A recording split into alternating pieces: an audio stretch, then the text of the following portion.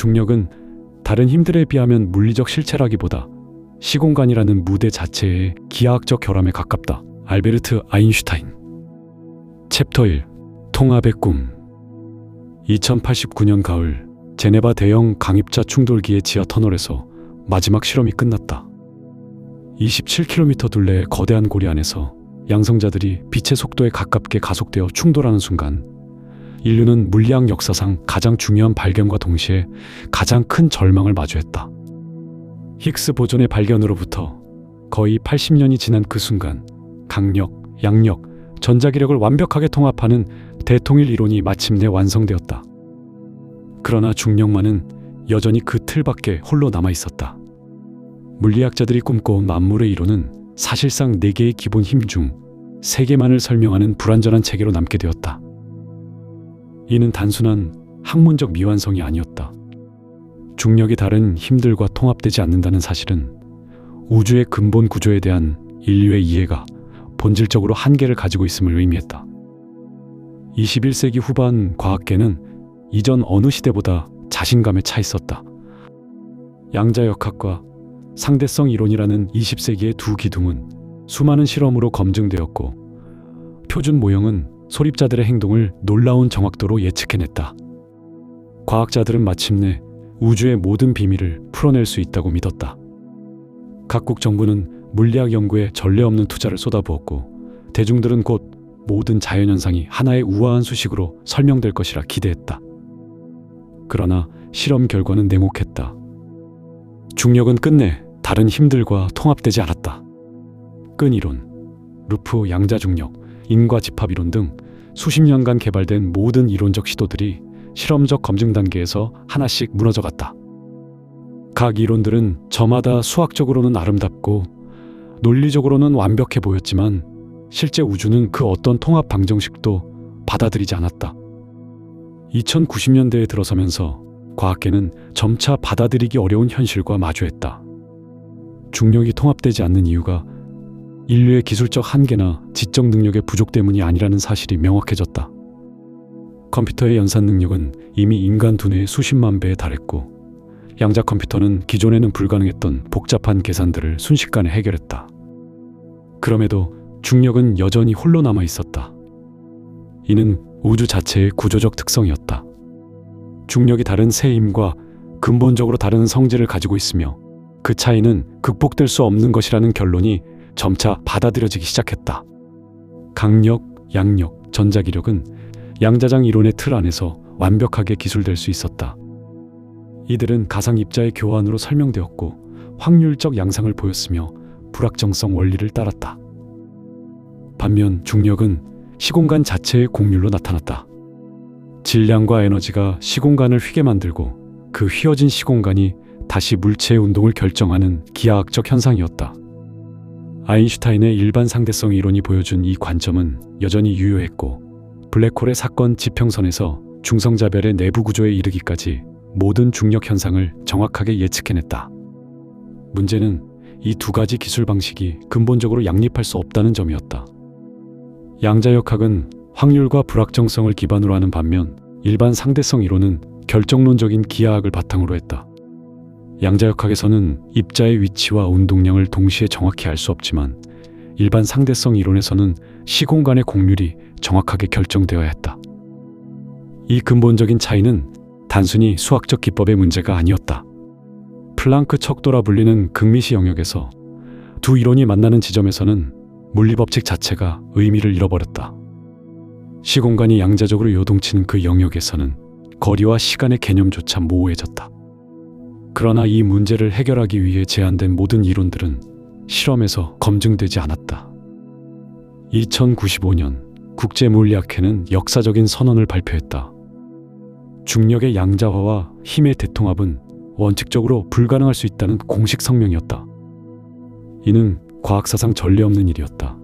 과학자들이 특정 문제의 해결 불가능성을 공개적으로 인정한 것이다. 챕터 2. 균열의 징조. 하지만 이 선언이 발표되기 훨씬 이전부터 중력의 미통합은 이미 인류 문명의 기술 발전에 균열을 만들어내고 있었다. 2070년대부터 시작된 최초의 징후들은 처음에는 단순한 엔지니어링 문제로 여겨졌다. 그러나 시간이 지날수록 이것이 해결 가능한 기술적 한계가 아니라 우주 자체의 구조적 특성임이 명확해졌다. 가장 먼저 문제가 드러난 분야는 중력파 통신 기술이었다. 2067년 완성된 최초의 중력파 통신망은 양자역학적 원리를 이용해 정보를 인코딩하고 일반 상대성 이론에 따라 중력파로 전송하는 방식이었다. 이론적으로는 완벽해 보였다. 양자 정보는 중력파의 진폭 변조를 통해 전달되고 수신단에서는 레이저 간섭계를 이용해 이를 감지한 후 다시 양자 상태로 복원하는 것이었다. 초기 테스트에서는 문제가 없었다.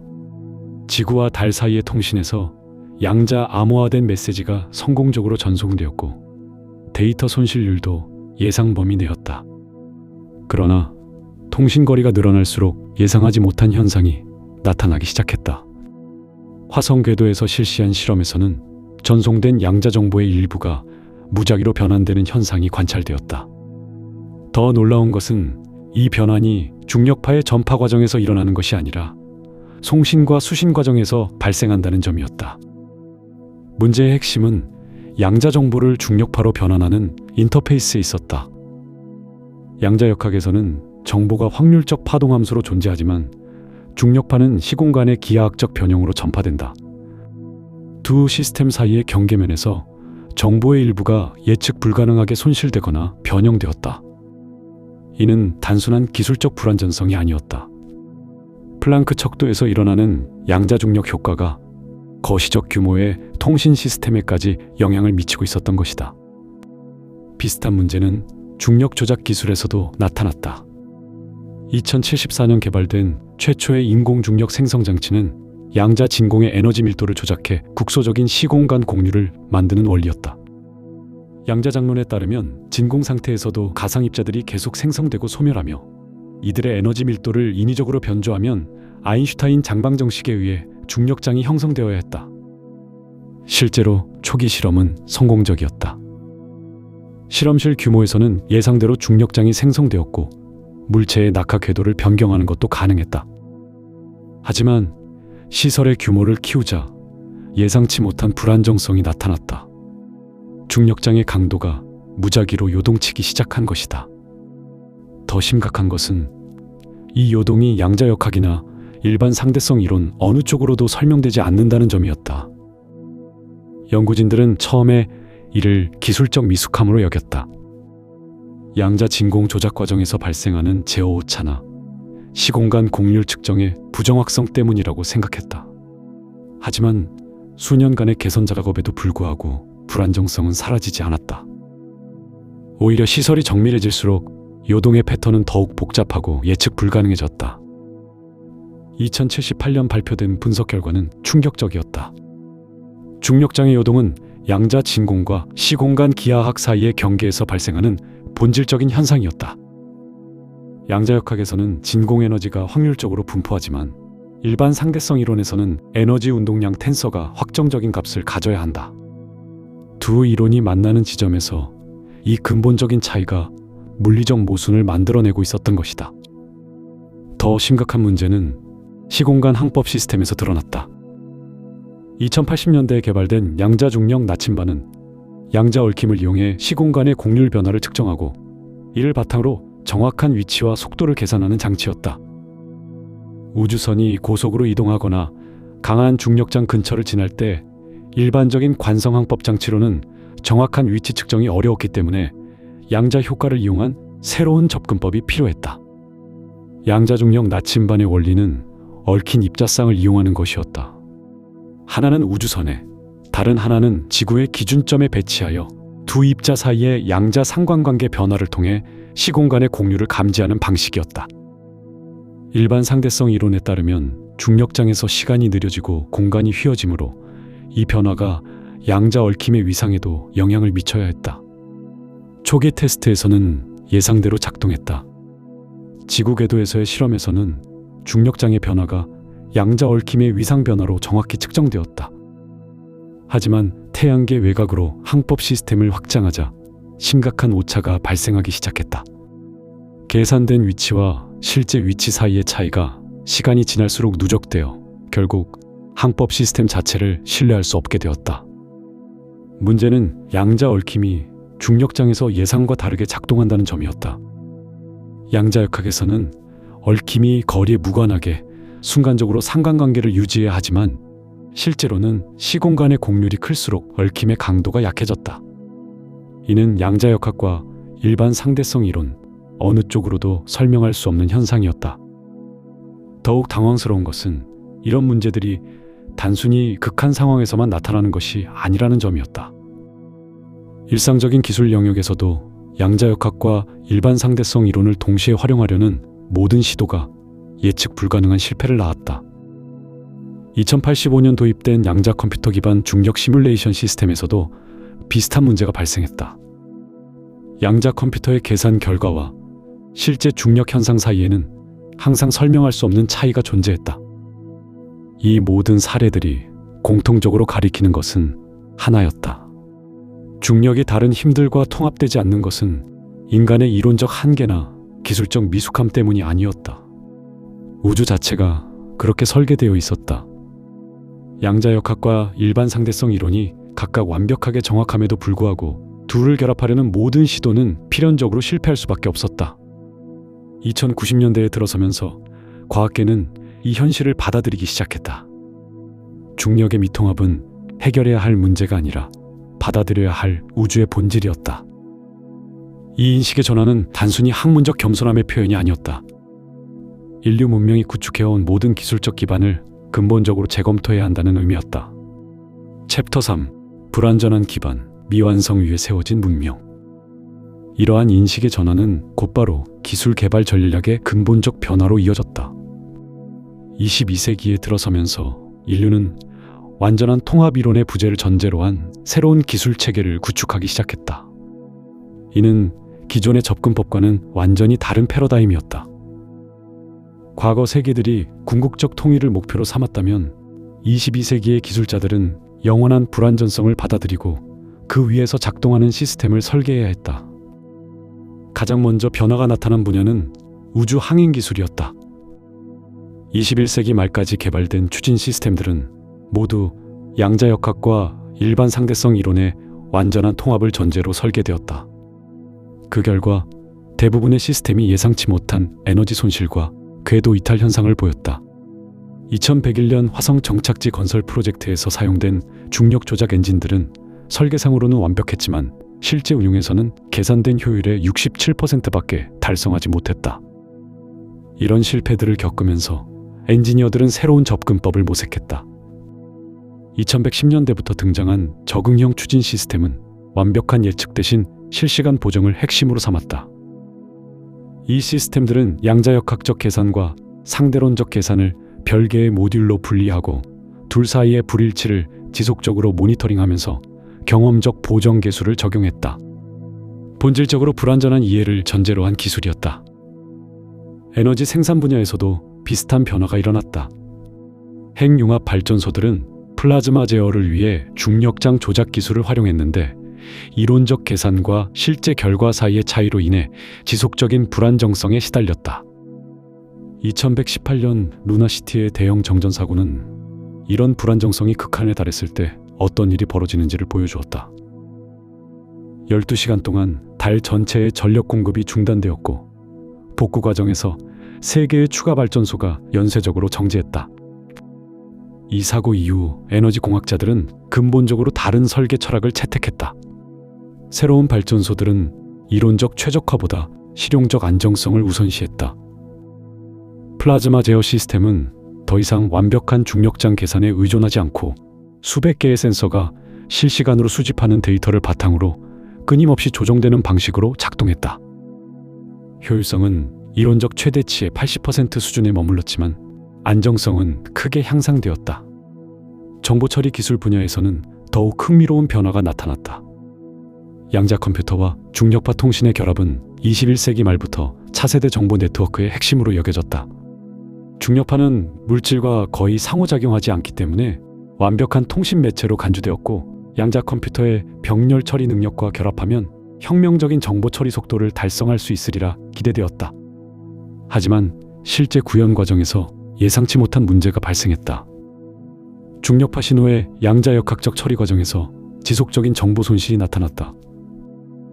이론적으로는 모든 정보가 보존되어야 했지만 실제로는 전송된 데이터의 일부가 설명할 수 없는 방식으로 사라졌다. 더욱 당황스러운 것은 이 손실이 완전히 무작위적이지도 완전히 규칙적이지도 않다는 점이었다. 어떤 패턴이 있는 것처럼 보이다가도 곧 그 패턴이 깨지곤 했다. 2125년경부터 정보공학자들은 이런 손실을 버그가 아닌 특성으로 받아들이기 시작했다. 새로운 통신 프로토콜들은 정보 손실을 전제로 설계되었다. 중요한 데이터는 여러 경로로 중복 전송되었고 손실된 부분을 추정하는 알고리즘이 개발되었다. 이런 방식으로 구축된 통신망은 완벽하지는 않았지만 놀라운 강건성을 보여주었다. 건축과 도시 설계 분야에서도 유사한 적응이 일어났다. 대형 구조물의 설계에서 중력 효과의 정확한 계산은 필수적이었는데 양자역학과 일반 상대성 이론의 불일치로 인해 모든 계산에 오차가 포함되었다. 초기에는 이런 오차를 최소화하려는 시도가 계속되었지만 점차 오차의 존재를 전제로 한 설계가 주류가 되었다. 22세기 중반의 대표적 건축물인 뉴 제네바 스페이스 엘리베이터는 이런 설계 철학의 결정체였다. 기존의 우주 엘리베이터 설계가 완벽한 중력장 계산을 전제로 했다면 뉴 제네바 프로젝트는 계산 오차를 흡수할 수 있는 유연한 구조를 채택했다. 엘리베이터 케이블은 단일한 초강도 섬유가 아니라 수만 개의 자율적으로 조종되는 세그먼트로 구성되었다. 각 세그먼트는 주변의 중력장 변화를 실시간으로 감지하고 자신의 장력과 위치를 조정할 수 있었다. 이런 기술적 적응들이 누적되면서 22세기 문명은 독특한 특성을 갖게 되었다. 모든 기술 시스템이 본질적인 불확실성을 내포하고 있었지만 동시에 그 불확실성에 대응할 수 있는 유연성을 갖추고 있었다. 완벽함을 추구하는 대신 적응력을 극대화하는 것이 새로운 기술 철학이 되었다. 하지만 이런 적응에는 근본적인 한계가 있었다. 아무리 유연하고 적응력이 뛰어난 시스템이라 해도 그 기반이 되는 물리학적 이해의 불완전성은 극복할 수 없었다. 22세기 중반에 들어서면서 인류는 이 한계가 단순히 기술적 문제가 아니라 문명 전체의 운명을 결정할 수 있는 근본적 제약이라는 사실을 깨닫기 시작했다. 챕터 4. 제1차 중력 위기, 예측 불가능한 붕괴. 그 한계가 처음으로 극명하게 드러난 것은 2157년 7월 14일이었다. 뉴 제네바 스페이스 엘리베이터가 운영 개시 3년 만에 예상치 못한 붕괴를 경험한 날이었다. 그날 오후 2시 47분, 지상에서 38,000km 높이에 위치한 제7구역에서 미세한 진동이 감지되었다.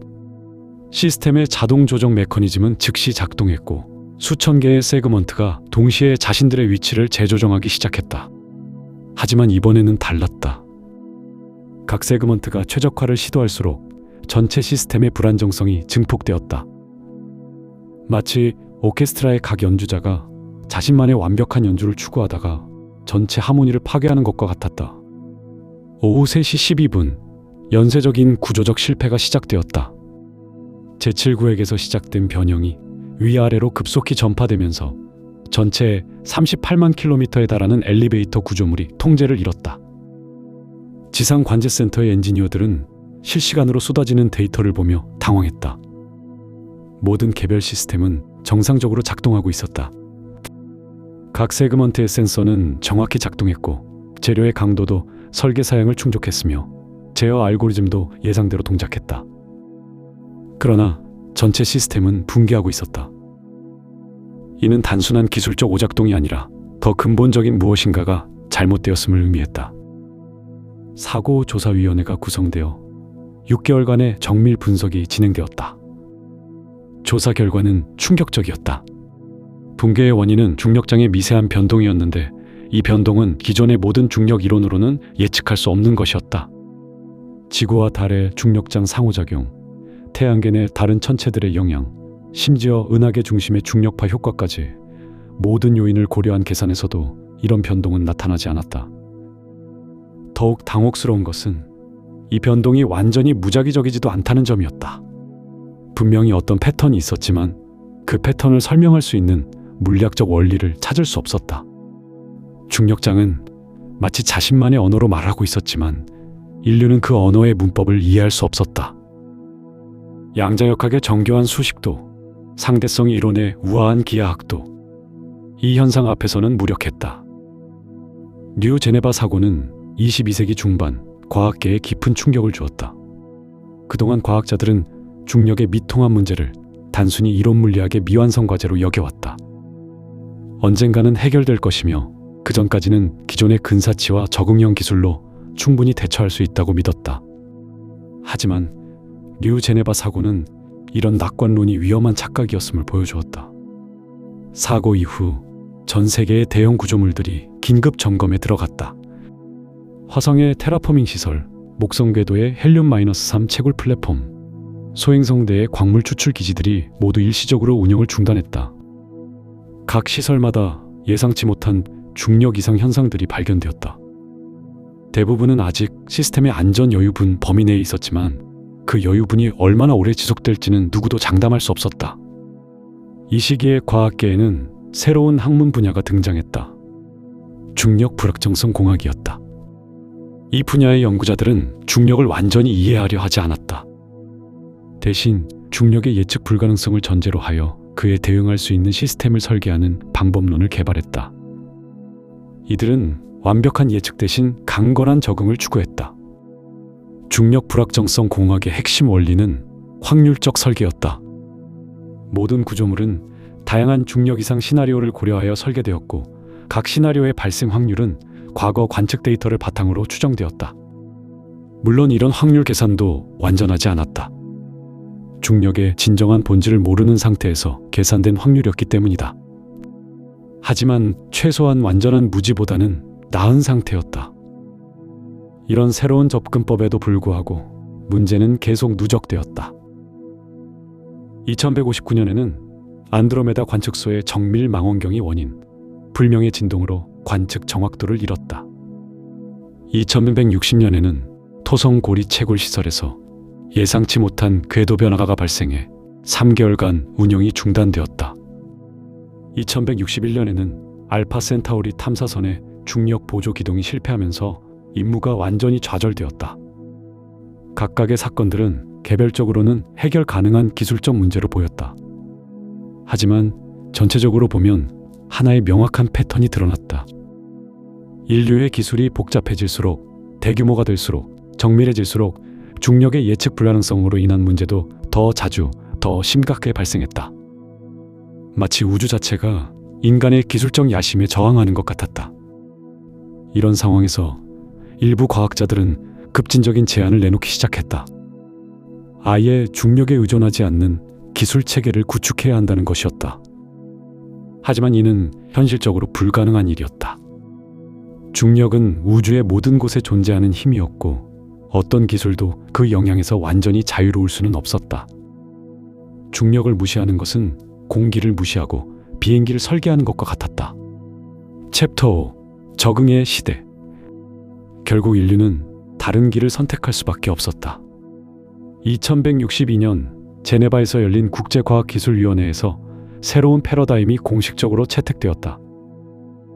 이는 불완전성 인정 원칙이라 불렸다. 중력을 완전히 이해하거나 통제하려는 시도를 포기하고 대신 그 불완전성을 전제로 한 기술 체계를 구축하자는 것이었다. 이 결정은 과학사상 전례 없는 일이었다. 인류는 처음으로 자연 법칙의 완전한 해명을 포기했다. 물론 이는 과학 자체를 포기하는 것은 아니었다. 오히려 과학의 한계를 인정함으로써 더 실용적이고 안정적인 기술을 개발하자는 현실적 선택이었다. 새로운 접근법의 핵심은 안전 여유도 설계였다. 모든 중력 관련 계산에는 기본적으로 30% 이상의 오차 범위가 설정되었다. 우주선의 궤도 계산, 건축물의 구조 설계, 정밀 기기의 배치, 모든 것에서 중력의 예측 불가능성이 고려되었다. 이는 효율성을 크게 떨어뜨렸지만 안정성은 현저히 향상되었다. 토성 고리 채굴 시설은 이런 새로운 원칙에 따라 재설계되었다. 기존의 단일 궤도 대신 3개의 예비 궤도가 준비되었고 중력 이상이 감지되면 즉시 다른 궤도로 이동할 수 있는 시스템이 구축되었다. 추가 비용은 40% 증가했지만 운영 중단 사고는 거의 발생하지 않았다. 안드로메다 관측소의 경우 더 창의적인 해결책이 적용되었다. 하나의 거대한 망원경 대신 수백 개의 작은 관측 장비를 우주 공간에 분산 배치했다. 일부 장비에서 중력 이상으로 관측 오차가 발생해도 나머지 장비들이 이를 보완할 수 있도록 설계된 것이었다. 이런 분산형 시스템은 개별 구성 요소의 정밀도는 떨어졌지만 전체 시스템의 신뢰성은 크게 향상되었다. 가장 혁신적인 변화는 항성간 탐사 분야에서 일어났다. 알파 센타우리 탐사선 실패 이후 과학자들은 아예 중력 보조 기동에 의존하지 않는 추진 시스템을 개발했다. 핵융합 엔진의 출력을 대폭 증가시키고 항행 경로도 중력장의 영향을 최소화하는 방향으로 설정했다. 연료 소비량은 3배로 늘어났지만 예측 가능한 항행이 가능해졌다. 이런 변화들은 단순히 기술적 조정에 그치지 않았다. 인류의 우주관 자체가 근본적으로 바뀌기 시작했다. 2세기 동안 지속되어 온 완전한 지식을 통한 완전한 통제라는 과학의 이상이 불완전한 지식을 통한 실용적 적응으로 대체되었다. 교육 시스템도 이에 맞춰 개편되었다. 물리학과 공학 교육 과정에서는 불확실성 관리와 시스템 복원력 설계가 핵심 과목으로 자리 잡았다. 학생들은 정확한 답을 찾는 법보다는 불확실한 상황에서도 작동하는 시스템을 설계하는 법을 배웠다. 과학자들의 목표도 자연의 완전한 해명에서 자연과의 안정적인 공존으로 바뀌었다. 경제 체계에도 큰 변화가 일어났다. 중력의 불안전성으로 인한 손실을 대비한 새로운 보험 시스템이 등장했다. 중력 리스크 펀드라 불리는 이 제도는 모든 우주 관련 사업에 의무적으로 적용되었다. 기업들은 예측 불가능한 손실을 개별적으로 감당하는 대신 집단적으로 분담하게 되었다. 놀랍게도 이런 적응적 접근법은 예상보다 훨씬 성공적이었다. 2165년부터 2170년까지 5년간 주요 우주 인프라의 사고율은 이전 10년 평균의 3분의 1 수준으로 감소했다. 비용은 증가했지만 예측 가능성과 안정성이 크게 향상되면서 장기적인 투자와 계획이 가능해졌다. 하지만 이런 성공에도 불구하고 근본적인 문제는 여전히 남아 있었다. 인류는 여전히 중력을 이해하지 못했다. 다만 이해하지 못한다는 사실을 받아들이고 그에 맞춰 기술을 조정했을 뿐이었다. 이는 과학의 승리라기보다는 과학의 한계에 대한 현실적 인정이었다. 더 심각한 문제는 기술의 복잡성이 계속 증가하고 있다는 점이었다. 인류 문명이 발전할수록 더 정밀하고 대규모적인 기술이 필요했다. 하지만 그럴수록 중력의 불완전성이 미치는 영향도 커졌다. 30% 안전 여유도가 충분했던 시절이 지나가고 있었다. 챕터 6. 한계의 누적. 2171년 화성 궤도에서 발생한 카라바노 사건은 이런 새로운 모순들이 어떻게 복합적 문제를 만들어내는지 보여주는 첫 번째 경고였다. 카라바노는 화성과 목성 간 전기 화물 수송을 담당하는 대형 우주선으로 새로운 적응형 항법 시스템을 탑재한 최신의 함선이었다. 이 시스템은 중력 이상을 실시간으로 감지하고 궤도를 자동 조정하는 혁신적 기술이었다. 문제는 2월 14일 오전 8시 32분에 시작되었다. 화성 근처에서 예상치 못한 중력 변동이 감지되자 카라바노의 적응형 시스템이 자동으로 궤도 수정을 시도했다. 하지만 이 과정에서 또 다른 중력 이상이 발생했고 시스템은 다시 궤도를 조정했다. 이런 연쇄 반응이 계속되면서 카라바노는 마치 보이지 않는 손에 이끌리듯 예측 불가능한 궤도를 그리기 시작했다. 더 심각한 문제는 카라바노 자체의 질량이 주변 중력장에 영향을 미치고 있다는 점이었다. 15만 톤에 달하는 거대한 질량이 불규칙하게 움직이면서 화성 궤도 전체의 중력 환경이 미세하게 변화했다. 이는 화성 주변의 다른 우주선들과 정거장들에도 영향을 미쳤다. 적응형 시스템들이 서로의 움직임에 반응하면서 전체 시스템이 불안정해지기 시작한 것이다. 화성 교통관제센터의 기록에 따르면 당시 화성 궤도에는 47척의 우주선과 3개의 대형 정거장이 있었다. 이들 모두가 적응형 항법 시스템을 사용하고 있었고 각각의 시스템이 다른 우주선들의 움직임을 중력 이상으로 인식하여 반응하기 시작했다. 결과적으로 화성 궤도 전체가 하나의 거대한 피드백 루프에 빠져들었다. 이 상황을 해결하기 위해 지구에서 긴급 전문가팀이 파견되었다.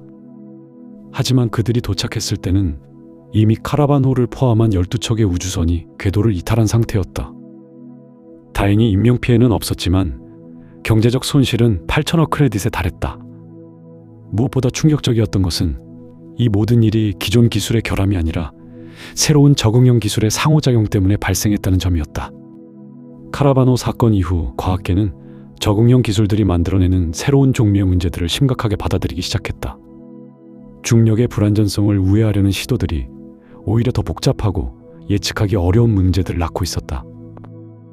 각각의 우회 기술은 개별적으로는 효과적이었지만 이들이 조합되고 상호작용할 때는 전혀 예상치 못한 결과를 만들어냈다. 이런 현상은 카라반호 사건에서만 나타난 것이 아니었다. 2172년 세레스 연구소에서는 중력 보정 시스템들이 서로 간섭하면서 실험실 전체의 중력이 0.3초 동안 완전히 사라지는 사건이 발생했다. 2173년에는 타이탄의 메탄 추출 시설에서 중력 안정화 장치들이 예상과 반대로 작동하면서 시설 전체가 타이탄 표면에서 2m 들어 올려지는 기현상이 일어났다. 각각의 사건들은 서로 다른 원인과 결과를 가지고 있었지만 공통점이 있었다. 모두 중력의 불완전성을 보완하려는 기술들이 상호작용하면서 발생한 예측 불가능한 현상들이었다. 인류는 중력을 이해할 수 없다는 한계를 받아들이고 그에 맞춰 기술을 개발했지만 그 기술들이 모여서 만들어내는 복합적 현상은 여전히 이해할 수 없는 영역에 있었다. 이런 문제들을 해결하기 위해 2174년 지구연방과학원은 통합중력 모니터링 시스템을 구축하기 시작했다. 이 시스템의 목표는 태양계 전체의 중력 상황을 실시간으로 모니터링하고 각종 적응형 기술들 간의 상호작용을 조정하는 것이었다. 하지만 이 프로젝트는 시작부터 근본적인 모순에 직면했다. 통합 모니터링 시스템을 구축하려면 중력의 정확한 작동 원리를 알아야 했다. 하지만 인류는 여전히 중력을 이해하지 못했다. 결국 이 시스템도 추정과 근사치에 기반할 수밖에 없었고 이는 또 다른 불완전한 기술을 추가하는 것일 뿐이었다. 더 많은 기술로 기술의 한계를 보완하려는 시도가 오히려 더 큰 불확실성을 만들어내는 악순환이 시작된 것이다. 2175년까지의 데이터를 분석한 결과 놀라운 사실이 드러났다. 적응형 기술들의 도입 이후 개별 사고의 빈도는 크게 줄었지만 대규모 시스템 장애의 위험은 오히려 증가하고 있었다. 작은 문제들을 해결하는 과정에서 더 크고 복잡한 문제들이 축적되고 있었던 것이다. 마치 댐을 쌓아 작은 홍수를 막으면서 더 큰 홍수의 가능성을 키우는 것과 같았다. 가장 우려스러운 점은 이런 복합적 문제들의 규모가 계속 커지고 있다는 사실이었다. 초기의 중력 관련 사고들은 개별 우주선이나 소규모 시설에 국한되었다. 하지만 적응형 기술들의 상호작용으로 인한 문제들은 궤도 전체, 심지어 행성계 전체에 영향을 미칠 수 있었다. 기술이 발달할수록 잠재적 위험의 규모도 함께 증가하고 있었다. 이런 상황에서 일부 과학자들은 근본적으로 다른 접근법을 제안했다.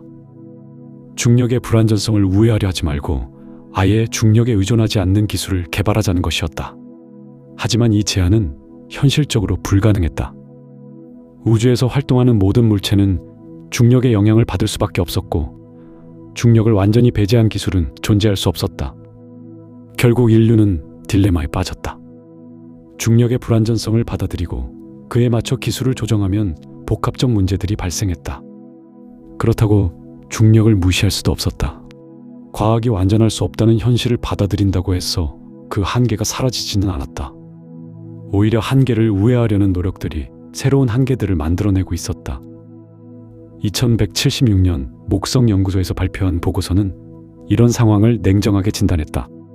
인류의 기술 발전 속도와 중력 관련 복합 문제의 증가 속도를 비교한 결과 약 50년 후에는 기술의 복잡성이 인류의 이해 능력을 완전히 넘어설 것으로 예측되었다. 그 시점이 되면 인류는 자신이 만든 기술을 제대로 통제할 수 없게 될 것이었다. 이 예측이 정확한지는 아무도 알 수 없었다. 하지만 한 가지 분명한 것은 중력의 불완전성이 단순히 기술적 불편함에 그치지 않는다는 점이었다. 그것은 인류 문명의 근본적인 구조에 균열을 만들어가고 있었다. 과학이 완전할 수 없다는 현실이 기술을 통해 증폭되면서 문명 전체를 위협하는 요소로 변모하고 있었다.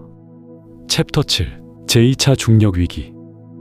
목성 연구소의 예측이 발표된 지 5년 후 예상보다 훨씬 빠르게 그 징조들이 나타나기 시작했다. 2181년 3월 화성과 지구를 잇는 주요 운송 루트에서 첫 번째 사고가 발생했다. 화성 궤도 정거장에서 출발한 대형 수송선 아테나호가 예정 궤도에서 이탈하며 통신이 두절되었다. 구조대가 발견했을 때 아테나호는 화성 궤도와 소행성대 사이 어딘가에서 표류하고 있었고 승객과 승무원 23,000명은 모두 무사했지만 항법 시스템이 완전히 마비된 상태였다. 조사 결과는 충격적이었다. 아테나호의 항법 시스템은 중력 보정 알고리즘의 연쇄적 오류로 인해 실패했다. 시스템은 화성의 중력장과 목성의 원거리 중력 영향, 그리고 소행성대의 불규칙한 중력 분포를 동시에 계산하려 했지만 중력의 불완전성으로 인한 미세한 오차들이 누적되면서 전체 계산 체계가 붕괴된 것이었다. 더 심각한 것은 이런 오류가 예측 불가능하다는 점이었다. 동일한 조건에서도 때로는 성공하고 때로는 실패했다. 이 사건이 발생한 지 한 달 후 유사한 문제가 토성 궤도에서도 나타났다. 타이탄 기지로 향하던 화물선들이 연달아 항로를 잃었다. 엔켈라두스 연구소로 가던 과학조사선은 토성의 고리 안쪽으로 빨려 들어갈 뻔했다. 각각의 사고는 서로 다른 원인을 가지고 있었지만 공통점은 모든 경우에서 중력 계산의 복합적 오류가 발견되었다는 것이었다. 태양계 교통위원회는 긴급 회의를 소집했다. 위원들은 심각한 딜레마에 직면했다. 행성 간 교통을 완전히 중단할 수는 없었다. 인류 문명은 이미 태양계 전체에 분산되어 있었고 각 거주지는 서로 의존하며 생존하고 있었다. 지구의 제조업, 화성의 농업, 목성 궤도의 에너지 생산, 토성 지역의 연구시설들은 하나의 거대한 생태계를 이루고 있었다. 교통망이 마비되면 문명 전체가 붕괴될 위험이 있었다. 그러나 기존의 항법 시스템을 계속 사용하는 것도 불가능했다. 중력 계산 오류는 점점 더 빈번해지고 있었고 그 양상도 복잡해지고 있었다.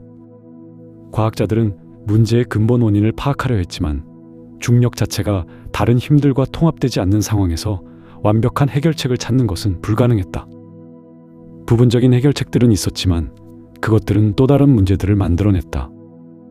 가장 유력한 대안은 항법 시스템의 안전 계수를 대폭 늘리는 것이었다. 중력 계산에서 발생할 수 있는 최대 오차를 가정하고 그보다 훨씬 넉넉한 연료와 시간을 확보하여 운항하는 방식이었다. 이론적으로는 안전했지만 실용성에는 심각한 문제가 있었다.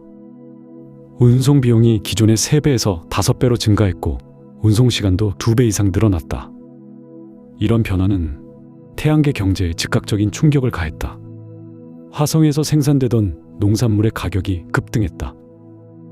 목성 궤도의 헬륨-3 채굴 비용이 감당할 수 없는 수준으로 올랐다. 더 심각한 것은 전기 교통 편의 운항이 불규칙해지면서 각 거주지 간의 협력 체계가 흔들리기 시작했다는 점이었다. 계획된 프로젝트들이 연기되고 연구진과 기술자들의 이동이 제한되었다. 2182년 말 상황은 더욱 악화되었다. 목성 궤도에서 대규모 수송선이 항로를 완전히 잃고 목성 대기권에 추락하는 사고가 발생했다. 다행히 무인 화물선이었지만 만약 승객이 탑승했다면 2만 명 이상이 희생될 뻔한 대형 참사였다. 이 사건을 계기로 태양계 교통위원회는 모든 행성 간 여객 운송을 일시 중단한다고 발표했다. 중단 조치는 임시적인 것으로 계획되었지만 대체 해결책을 마련하는 과정은 예상보다 훨씬 복잡했다. 문제는 단순히 기술적인 것이 아니었다. 중력의 불완전성은 어떤 기술적 발전으로도 근본적으로 해결될 수 없는 우주의 구조적 특성이었다. 인류는 이 한계를 받아들이고 그에 맞는 새로운 방식을 찾아야 했다. 몇몇 거주지에서는 독립적인 해결책을 모색하기 시작했다. 화성 정부는 지구와의 교역을 최소화하고 자급자족 체계를 구축하겠다고 발표했다. 목성 궤도 연맹은 토성 지역과의 협력을 강화하여 내행성계와 분리된 경제권을 만들겠다는 계획을 내놓았다. 각 거주지들이 독자적인 길을 모색하기 시작하면서 통합된 태양계 문명이라는 개념 자체가 흔들리고 있었다. 2183년 초 지구정부는 새로운 교통체계 구축을 위한 대규모 프로젝트를 발표했다. 중력 계산의 불확실성을 우회하는 대신 이를 전제로 한 완전히 새로운 항법 방식을 개발하겠다는 것이었다. 핵심 아이디어는 중력을 정확히 계산하려 하지 말고 중력의 불확실성 범위 내에서 안전하게 운항할 수 있는 시스템을 만드는 것이었다. 하지만 이 프로젝트도 근본적인 한계에 부딪혔다. 중력의 불확실성은 단순히 계산 오차가 아니라 우주의 구조적 특성이었다. 그것을 우회하려는 어떤 방법도 결국 더 큰 복잡성과 더 많은 불확실성을 만들어낼 수밖에 없었다. 안전계수를 아무리 높여도 예측 불가능한 상황들이 계속 발생했다. 백업 시스템을 여러 개 구축해도 모든 시스템이 동시에 오작동하는 경우가 나타났다. 결국 2184년 중반 태양계의 각 거주지들은 현실을 받아들이기 시작했다. 과거와 같은 자유로운 행성 간 이동은 더 이상 불가능하다는 것을 인정한 것이다. 새로운 교통체계는 매우 제한적이고 비효율적일 수밖에 없었다. 정기 운항은 월 단위에서 연 단위로 바뀌었고 비상 상황을 제외하고는 개인의 행성 간 이동이 사실상 금지되었다. 이런 변화는 태양계 문명의 성격을 근본적으로 바꾸어 놓았다. 각 거주지는 점점 더 독립적이 되어갔고 공통의 문화나 정체성은 약화되었다. 지구와 화성은 서로 다른 방향으로 발전하기 시작했다. 목성 궤도의 거주지들은 토성 지역과 더 밀접한 관계를 형성했다. 태양계 통합 정부의 권한은 크게 축소되었고 각 지역 정부의 자율성이 확대되었다. 가장 심각한 변화는 과학 연구 분야에서 나타났다. 연구진들의 이동이 제한되면서 국제적인 협력 프로젝트들이 중단되거나 크게 축소되었다. 각 거주지는 자체적인 연구 역량에 의존할 수밖에 없었고 이는 전체적인 연구 수준의 저하로 이어졌다. 중력 문제를 해결하기 위해서는 태양계 전체의 연구 역량을 집중해야 했지만 교통망 마비로 인해 오히려 그런 협력이 불가능해진 것이었다. 중력의 불완전성이 만들어낸 이런 악순환은 인류 문명이 직면한 근본적 딜레마를 보여주었다. 문제를 해결하기 위해서는 더 큰 협력이 필요했지만 문제 자체가 그런 협력을 불가능하게 만들고 있었다. 과학이 완전할 수 없다는 현실이 과학의 발전 자체를 가로막는 상황이 된 것이었다. 인류는 자신들이 만든 문명의 복잡성에 갇혀 있었고 그 복잡성의 기반이 되는 중력이라는 힘은 여전히 이해할 수 없는 영역에 남아 있었다. 챕터 8. 불가역적 붕괴, 문명 시스템의 연쇄 실패. 이런 악순환 속에서 인류 문명의 기술 체계는 예상보다 훨씬 빠르게 연쇄적인 실패를 보이기 시작했다. 각 거주지가 독립적으로 운영되면서 발생한 문제들은 단순히 효율성의 저하로 그치지 않았다. 중력 보정 시스템들이 서로 다른 기준으로 작동하면서 근본적인 호환성 문제가 드러나기 시작한 것이었다. 화성의 궤도 엘리베이터가 첫 번째 징조였다. 지구와의 통신 지연으로 인해 실시간 중력장 데이터 공유가 중단되자 화성 기지는 자체적으로 개발한 보정 알고리즘을 사용하기 시작했다. 그런데 이 알고리즘은 화성 특유의 중력 환경에만 최적화되어 있었고 태양계 전체의 중력장 변화를 반영하지 못했다. 결과적으로 궤도 엘리베이터의 케이블이 예상과 다른 응력을 받게 되었고 미세한 진동이 누적되면서 구조적 피로가 가속화되었다. 목성 궤도의 가스 채취 플랫폼에서도 비슷한 현상이 나타났다. 목성의 강력한 중력장 속에서 안정적인 위치를 유지하기 위해 설계된 동적 위치 제어 시스템이 오작동하기 시작한 것이었다. 지구에서 개발된 중력 모델링 소프트웨어는 목성 시스템의 복잡한 조속 효과를 완벽하게 예측하지 못했고 현지에서 수정된 알고리즘들은 서로 상충하는 결과를 보여주었다. 가장 심각한 문제는 이런 기술적 실패들이 서로 연결되어 있다는 점이었다. 화성의 궤도 엘리베이터가 불안정해지자 화성과 소행성대 간의 물자 수송이 중단되었고 이는 목성 궤도 플랫폼의 부품 공급에 차질을 빚었다. 목성에서 채취한 헬륨-3의 지구 수송이 지연되면서 지구의 핵융합 발전소 운용에도 문제가 생겼다. 각각의 실패가 다른 시스템의 실패를 유발하는 도미노 효과가 시작된 것이었다. 토성 궤도의 타이탄 기지에서는 더욱 근본적인 문제가 드러났다. 타이탄의 메탄 대기 속에서 작동하는 대기권 비행체들의 제어 시스템이 예상과 완전히 다른 거동을 보인 것이었다. 지구에서 개발된 공기역학 모델은 타이탄의 저중력 환경에서는 적용될 수 없었고, 현지에서 수집한 데이터를 바탕으로 한 새로운 모델들도 일관성 있는 결과를 보여주지 못했다. 중력과 대기의 상호작용이 만들어내는 복잡한 역학은 어떤 이론적 틀로도 완전히 설명되지 않았다.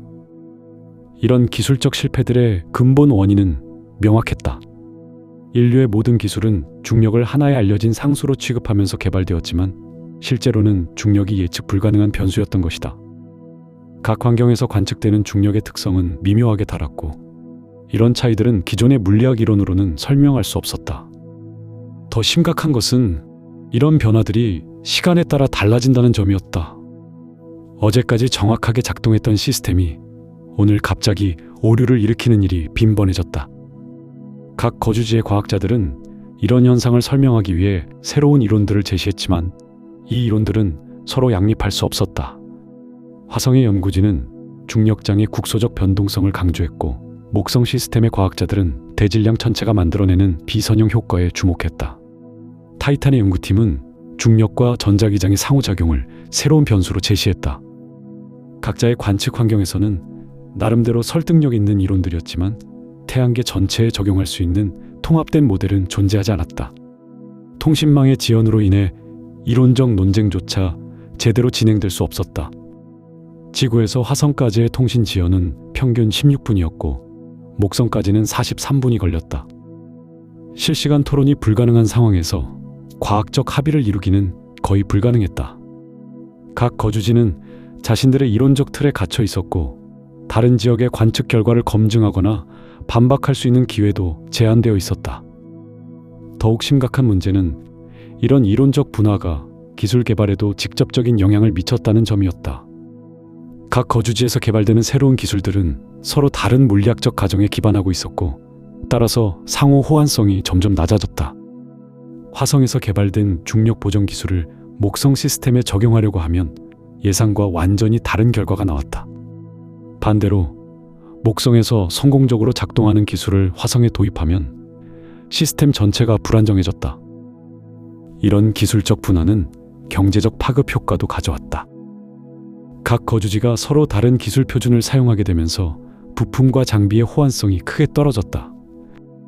과거에는 지구에서 생산된 하나의 부품이 태양계 어디서든 사용될 수 있었지만 이제는 각 지역에 특화된 별도의 제품을 생산해야 했다. 생산 규모의 경제가 사라지면서 제조 비용이 급격히 상승했고, 이는 다시 각 거주지의 독립성을 강화하는 요인이 되었다. 소행성 채굴 산업이 가장 큰 타격을 받았다. 소행성들은 태양계 전반에 걸쳐 분포하고 있었고 각각의 중력 환경이 미묘하게 달랐다. 과거에는 표준화된 채굴 로봇을 사용해 효율적으로 작업할 수 있었지만 이제는 각 소행성의 특성에 맞춘 별도의 장비가 필요했다. 채굴 비용이 급등하면서 많은 프로젝트들이 경제성을 잃었고 원료 공급망에 심각한 차질이 생겼다. 가장 치명적인 것은 안전 시스템들의 신뢰성이 급격히 떨어진 점이었다. 우주 환경에서의 모든 안전장치들은 중력장의 정확한 예측에 의존하고 있었다. 비상탈출 시스템부터 궤도 충돌 회피 장치까지 모든 것이 중력의 영향을 정확히 계산할 수 있다는 전제하에 설계되었다. 그런데 중력의 예측 불가능성이 드러나면서 이런 시스템들의 신뢰도가 크게 떨어졌다. 유로파 해저 기지에서 발생한 사고가 이런 위험성을 극명하게 보여주었다. 기지의 수압 조절 시스템이 목성의 조속력 변화를 잘못 예측하면서 해저 구조물에 예상보다 훨씬 큰 응력이 가해진 것이었다. 다행히 대형 사고로는 이어지지 않았지만 기지 운영진들은 기존의 안전 기준으로는 더 이상 안전을 보장할 수 없다는 결론에 도달했다. 안전 여유도를 대폭 늘리면서 기지의 운영 효율성은 크게 떨어졌다. 이런 일련의 사건들은 태양계 문명의 지도층들에게 근본적인 질문을 던졌다. 과학기술에 기반한 문명이 과학의 불완전성 때문에 붕괴될 수 있다는 가능성이 현실로 다가온 것이었다. 중력이라는 하나의 힘을 완전히 이해하지 못한다는 사실이 문명 전체의 안정성을 위협하고 있었다. 각 거주지의 정부들은 기술적 위기에 대응하기 위한 새로운 정책들을 도입했지만 이런 정책들 자체가 문명의 분화를 가속화했다. 안전성을 최우선으로 하는 보수적 정책을 택한 거주지들은 기술 개발 속도가 크게 느려졌고, 혁신을 추구하는 거주지들은 높은 위험을 감수해야 했다. 태양계 전체의 기술 발전이 서로 다른 방향으로 분산되면서 통합적인 해결책을 찾기는 더욱 어려워졌다. 인공지능 시스템들조차 이런 상황에 적응하지 못했다. 수십 년간 축적된 물리학 데이터를 학습한 AI들은 중력의 예측 불가능한 변동에 대해 일관성 있는 해석을 제시하지 못했다. 오히려 AI 시스템들이 서로 상충하는 예측을 내놓으면서 혼란이 더욱 가중되었다. 기계학습 알고리즘들은 기존 데이터의 패턴을 바탕으로 예측을 수행했지만 중력의 변동은 기존의 어떤 패턴과도 맞지 않았다.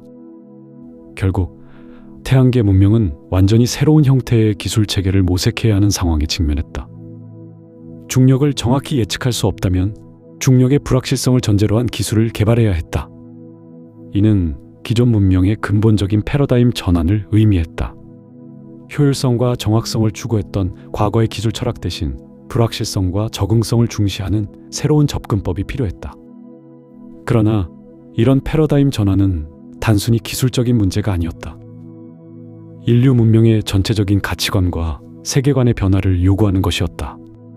과학이 모든 것을 설명할 수 있다는 믿음, 기술이 모든 문제를 해결할 수 있다는 확신이 뿌리부터 흔들리고 있었다. 중력이라는 하나의 미해결 문제가 인류의 우주관 전체를 재검토하도록 만들고 있는 것이었다. 챕터 9. 인정의 시간. 이런 근본적인 변화 앞에서 인류는 예상치 못한 반응을 보였다. 절망이나 분노가 아니라 점진적인 수용이었다. 수십 년간 지속된 중력 이상 현상은 이미 새로운 세대의 과학자들을 길러내고 있었다. 이들은 중력을 완전히 이해할 수 있다는 전제로 교육받지 않았다. 대신 불완전한 이론과 예측 불가능한 현상을 다루는 방법론을 자연스럽게 체득했다. 젊은 물리학자 마리나 첸은 이런 변화를 대표하는 인물이었다.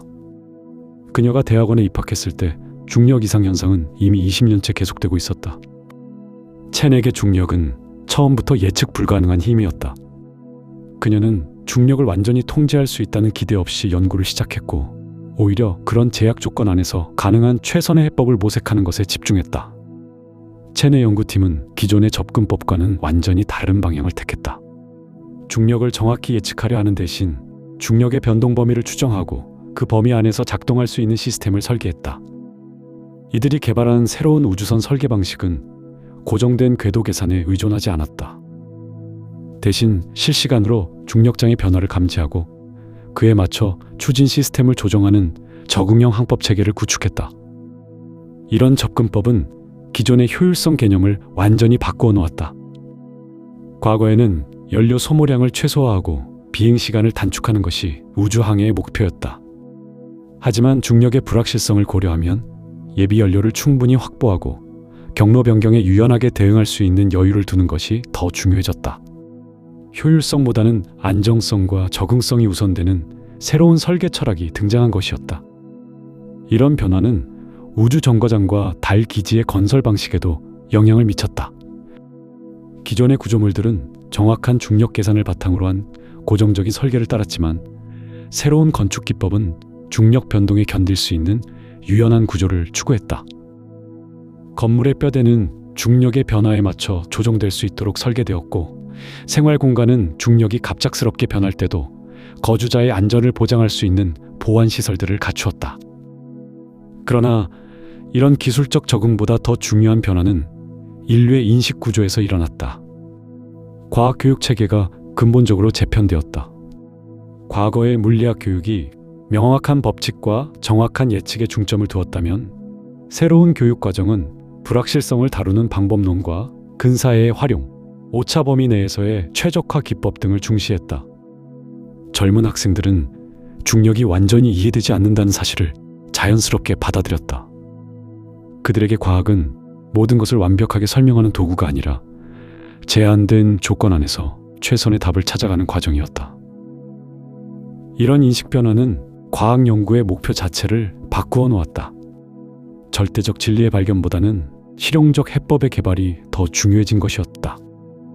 태양계 각지의 연구소들은 이런 새로운 패러다임에 맞춰 연구 방향을 조정했다. 유럽 우주청의 세레스 연구소는 중력 변동 환경에서의 물질 거동을 연구하는 전문 기관으로 변모했다.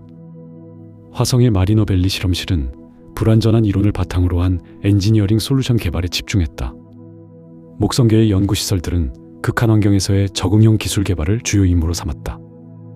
이런 변화 과정에서 예상치 못한 부작용도 나타났다. 중력의 불확실성을 받아들이는 문화가 확산되면서 다른 과학 분야에서도 절대적 확실성에 대한 의문이 제기되기 시작했다. 양자역학의 불확정성 원리는 이미 물리학계에서 받아들여진 개념이었지만 중력 문제를 통해 일반 대중도 과학의 본질적 한계를 인식하게 되었다. 철학자들과 과학사학자들은 이런 변화를 인류 지적 발전사의 중요한 전환점으로 평가했다. 16세기 코페르니쿠스 혁명이 지구 중심적 세계관을 무너뜨렸고 20세기 양자역학이 결정론적 우주관의 균열을 냈다면 21세기 말의 중력 문제는 과학 만능주의에 대한 근본적 성찰을 촉발했다는 것이었다.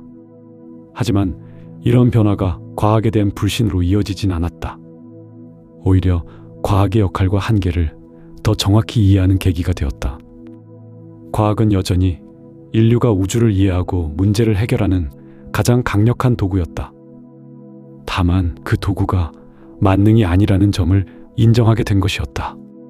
국제물리학연맹은 2157년 총회에서 역사적인 선언문을 채택했다.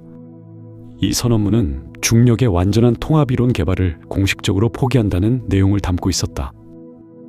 대신 중력의 제한적 이해를 바탕으로 한 실용적 연구에 집중하겠다는 새로운 방향을 제시했다. 이는 과학계가 스스로의 한계를 인정하는 매우 이례적인 결정이었다. 선언문의 핵심 내용은 명확했다. 과학은 우주의 모든 측면을 완전히 설명할 수 있다는 근대적 신념을 공식적으로 포기한다. 대신 과학이 제공할 수 있는 부분적이고 근사적인 이해를 바탕으로 인류의 생존과 발전에 기여할 수 있는 실용적 지식을 축적하는 것을 목표로 한다. 중력은 완전히 이해되지 않을 수도 있는 자연현상의 하나로 받아들여진다. 이 선언문은 전 태양계에 생중계되었고 예상을 뛰어넘는 긍정적인 반응을 얻었다. 일반 시민들은 과학계의 솔직한 인정에 오히려 신뢰를 표했다. 과학자들이 모든 것을 안다고 주장하던 시절보다 자신들의 한계를 인정하고 그 안에서 최선을 다하겠다고 선언하는 모습이 더 설득력 있게 다가온 것이었다. 교육기관들도 이런 변화에 발맞추어 교육과정을 대폭 개편했다. 과학교육의 목표가 정답을 찾는 능력 개발에서 불확실성을 다루는 방법론 습득으로 바뀌었다. 학생들은 완벽한 해답 대신 최선의 근사해를 찾는 훈련을 받았다. 실험 결과의 해석에서도 절대적 결론보다는 신뢰 구간과 오차 범위를 중시하는 접근법을 배웠다. 종교계의 반응도 주목할 만했다. 일부에서는 과학의 한계 인정을 종교적 세계관의 복권으로 해석하려 했지만 주류 종교 지도자들은 더 신중한 입장을 취했다. 그들은 과학의 불완전성이 곧 초자연적 설명의 필요성을 의미하는 것은 아니라고 강조했다. 오히려 인간 지성의 한계를 겸손하게 인정하는 것이 진정한 지혜라는 관점을 제시했다. 문학과 예술 분야에서도 이런 변화가 반영되었다. 중력의 미스터리를 소재로 한 작품들이 등장했지만 이들은 신비주의나 초자연적 해석을 추구하지 않았다. 대신 인간이 우주 앞에서 느끼는 겸손함과 경외감, 불완전한 지식으로도 삶을 이어가는 인간의 의지력을 주제로 다뤘다. 심지어 인공지능 개발 분야에서도 패러다임 변화가 일어났다. 기존의 AI 시스템들이 완전한 정보와 명확한 규칙을 바탕으로 최적해를 찾는 것에 집중했다면 새로운 AI들은 불완전한 정보와 불확실한 환경에서도 합리적인 판단을 내릴 수 있도록 설계되었다. 이런 AI들은 중력 변동 상황에서도 우주선 항해를 안전하게 관리할 수 있었고 예측 불가능한 상황에 적응하는 능력을 보여주었다. 태양계 정부는 이런 새로운 현실에 맞춰 정책 방향을 조정했다. 기존의 장기 계획들이 정확한 예측을 전제로 수립되었다면 새로운 정책 수립 과정은 불확실성을 고려한 시나리오 플래닝을 중시했다. 우주 개발 계획, 에너지 정책, 인구 분산 전략 등 모든 분야에서 예상치 못한 변화에 대응할 수 있는 유연성이 핵심 요소가 되었다. 이런 변화 과정에서 인류는 새로운 형태의 지혜를 획득하게 되었다. 완전한 지식의 추구보다는 제한된 이해를 바탕으로 한 실용적 행동을 중시하는 문화가 자리 잡았다.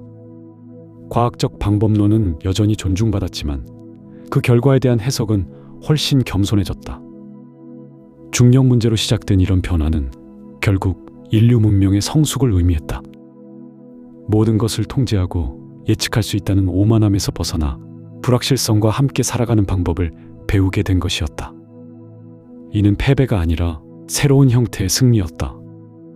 우주의 신비 앞에서 겸손함을 잃지 않으면서도 인간적 가치와 존엄을 지켜나가는 길을 찾은 것이었다.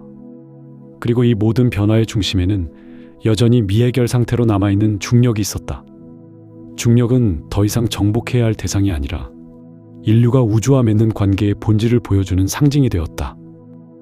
완전한 이해 없이도 공존할 수 있다는 것, 불완전함 속에서도 의미 있는 삶을 영위할 수 있다는 것을 증명하는 살아있는 증거였다.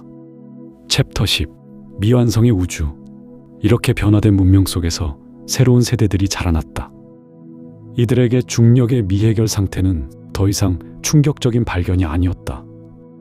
태어날 때부터 불완전한 물리학과 함께 살아온 이들은 오히려 이를 자연스러운 현실로 받아들였다. 마치 중력이 영원히 신비로운 존재라는 사실이 우주의 기본 원칙 중 하나인 것처럼 여기게 되었다. 이런 세대적 변화는 과학 교육에도 깊은 영향을 미쳤다. 과거에는 물리학을 가르칠 때 궁극적인 통일 이론의 완성을 목표로 제시했지만 이제는 다른 방식으로 접근했다. 학생들에게는 자연현상을 이해하고 예측하는 능력이 같이 있다는 점과 동시에 그런 이해는 근본적인 한계가 존재한다는 점도 함께 가르쳤다. 새로운 교육과정에서 학생들은 양자역학의 정밀함과 상대성 이론의 우아함을 여전히 배웠다. 하지만 이와 함께 이 두 이론이 중력과 통합되지 않는다는 사실도 배웠다. 이는 실망스러운 한계가 아니라 우주의 근본적 성질로 이해되었다. 마치 원주율이 무한소수인 것이 수학의 결함이 아니라 그 자체로 완전한 성질인 것처럼 물리학의 불완전함도 그 자체로 완전한 특성으로 받아들여졌다. 이런 관점의 변화는 과학 연구 방법론에도 새로운 방향을 제시했다. 과거에는 모든 연구가 궁극적인 통일을 향해 수렴하려 했지만 이제는 각 영역의 독립성을 인정하면서도 서로 간의 관계를 탐구하는 방식으로 발전했다. 중력을 다른 힘들과 통합시키려는 시도 대신 중력이 왜 독립적인 존재로 남아있는지를 이해하려는 노력이 줄을 이뤘다. 이런 변화 속에서 우주에 대한 인간의 감정도 달라졌다. 과거에는 우주를 정복해야 할 대상으로 여겼다면 이제는 대화를 나누고 공존해야 할 파트너로 인식하게 되었다. 중력이 영원히 신비로운 채로 남아있다는 사실은 우주가 인간에게 어떤 메시지를 전달하는 것으로 해석되진 않았다. 대신 그것은 단순히 우주의 구조적 특성일 뿐이었다. 마치 물이 위에서 아래로 흐르는 것이 물의 의도가 아니라 단순한 물리적 성질인 것처럼 새로운 기술들도 이런 철학을 바탕으로 개발되었다. 과거처럼 중력을 완전히 제어하려는 시도 대신 중력의 특성을 있는 그대로 받아들이면서 그 범위 내에서 최대한의 효과를 얻으려는 기술들이 등장했다. 이런 기술들은 완벽하진 않았지만 충분히 실용적이었다. 완전한 중력 제어 없이도 우주여행이 가능했고 완전한 통일 이론 없이도 새로운 에너지원을 개발할 수 있었다. 이 과정에서 인류는 또 다른 중요한 깨달음을 얻게 되었다. 완전함을 추구하는 것과 완전함에 도달하는 것은 전혀 다른 일이라는 사실이었다. 완전함을 향한 추구 자체는 여전히 가치 있는 일이었다. 그 과정에서 얻는 통찰과 발견들은 그 자체로 충분한 의미가 있었다. 다만 그 추구가 반드시 완전한 결과로 이어져야 한다고 기대할 필요는 없었다. 중력 연구소들도 이런 변화에 맞춰 새로운 목표를 설정했다. 중력과 다른 힘들의 통합이라는 궁극적 목표 대신 중력의 독특한 성질을 더 깊이 이해하고 그것을 활용하는 방법을 찾는 것에 집중했다. 이런 접근법은 예상 외의 성과들을 가져다 주었다. 중력을 통합시키려 할 때는 발견하지 못했던 중력의 미묘한 특성들이 드러났다. 마치 강을 막으려 하지 않고 그 흐름에 따를 때 강의 진짜 모습을 볼 수 있는 것과 같았다. 이런 발견들은 실용적인 면에서도 큰 도움이 되었다. 중력장의 미세한 변화를 감지하는 기술이 발달하면서 지질학적 변화를 더 정확히 예측할 수 있게 되었다. 중력파 검출 기술의 발전으로 우주의 먼 곳에서 일어나는 현상들을 더 상세히 관측할 수 있게 되었다. 이 모든 것들이 중력을 다른 힘과 통합시키려는 시도를 포기한 후에 가능해진 것들이었다. 문명의 다른 영역들도 이런 변화의 영향을 받았다. 경제학에서는 완전한 시장 예측이 불가능하다는 점을 받아들이면서도 제한된 정보로도 합리적 결정을 내릴 수 있는 방법론이 발달했다. 의학에서는 인체의 모든 메커니즘을 완전히 이해할 수 없다는 현실을 인정하면서도 부분적 이해만으로도 효과적인 치료법을 개발하는 접근법이 주류가 되었다. 예술 영역에서도 흥미로운 변화가 일어났다. 작가들과 예술가들은 완전함과 불완전함의 경계를 탐구하는 작품들을 창작하기 시작했다. 이런 작품들은 중력의 미해결 상태를 직접 다루지는 않았지만 그 이면에 깔린 철학적 질문들을 다양한 방식으로 표현했다. 완벽한 조화를 추구하면서도 의도적으로 불완전한 요소를 남겨두는 음악, 모든 것이 설명되지 않는 채로 끝나는 소설들이 주목받았다. 이런 문화적 변화는 세대를 거듭하면서 더욱 자연스러워졌다. 중력의 미해결 상태를 경험하지 못한 새로운 세대들에게는 이런 사고방식이 당연한 것이 되었다. 이들은 태어날 때부터 불확실성과 미완성을 인간 조건의 일부로 받아들였다. 마치 죽음이나 시간의 흐름을 자연스럽게 받아들이는 것처럼. 하지만 이런 변화가 과학적 탐구 자체를 포기하는 것을 의미하지는 않았다. 오히려 탐구의 동기가 더 순수해졌다고 볼 수 있었다. 궁극적 통일이라는 원대한 목표에 얽매이지 않고 각 현상 자체를 이해하려는 노력이 더 깊어졌다. 중력은 중력대로, 전자기력은 전자기력대로, 강력과 양력은 그들만의 특성대로 연구되었다. 이런 접근법은 각 영역에서 더 정교한 이해를 가능하게 했다. 중력 연구 분야에서는 특히 흥미로운 발전이 있었다. 중력을 다른 힘들과 통합하려는 시도를 포기한 후 연구자들은 중력만의 독특한 특성에 더 집중하게 되었다. 중력이 왜 다른 힘들과 달리 항상 인력으로만 작용하는지, 왜 질량과 에너지에만 반응하는지, 왜 시공간 자체의 곡률로 나타나는지 같은 질문들이 새로운 관심을 받았다. 이런 연구들은 중력의 본질에 대한 더 깊은 통찰을 제공했다. 중력이 다른 힘들과 통합되지 않는 이유가 단순한 기술적 한계가 아니라 우주의 근본적 구조와 관련된 것임이 더욱 명확해졌다. 중력은 시공간의 기하학적 성질이었고 다른 힘들은 그 시공간 위에서 작용하는 장들이었다. 이 둘 사이의 차이는 본질적인 것이어서 임의로 통합될 수 있는 성질이 아니었다. 이런 이해는 물리학에 새로운 체계성을 부여했다. 과거에는 모든 힘들을 하나로 통합하려 했지만 이제는 중력과 다른 힘들을 서로 다른 범주로 인정하면서도 그들 간의 상호작용을 연구하는 방향으로 발전했다.